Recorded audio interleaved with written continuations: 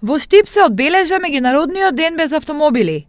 Учесниците денес возеа велосипеди на патеката од шах теренот па се до камениот мост на Брегалница. Учесници на овој настан се децата од основните училишта Гоце Делчев, Славејко Арсов, Ванчо Прке, Димитар Влахов и Тошо Арсов.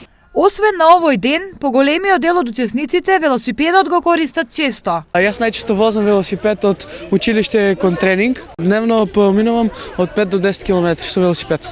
Најчесто возам од училиште до дома и по патеката.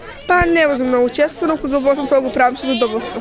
Денешниот ден беше повод штипскиот градоначалник Илчо Захариев да испрати порака велосипедот да се користи што почесто. Автомобилот не треба секој пат да не значи основно превозно средство. Пешачењето на тој ден е корисно за здравјето. Ја развиваме мускулатурата, се релаксираме, тоа е добро за менталното здравје. Возењето на велосипед го јакне телото, ги јакне мускулите, коскениот систем и добро да се возат велосипеди. И лично мислам дека во Европа многу поголемо внимание се обраќа на овој ден. Можеби во некои градови воопшто нема автомобили.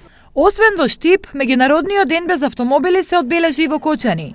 Таму се одржа велосипедско дефиле, организирано од Општинскиот совет за безбедност, велосипедските клубови и основните и средните училишта. Како и секоја година, и ова година, сакавме да направиме колку може да ги сопреме автомобилите и поголема свест на возачите за дека имаме велосипедисти, пешаци, колку може попретпазливо.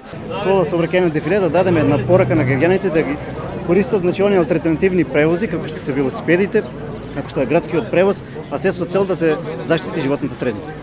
Денешните настани се во склоп на одбележување на Европската недела на мобилност, која трае од 16 до 22 септември.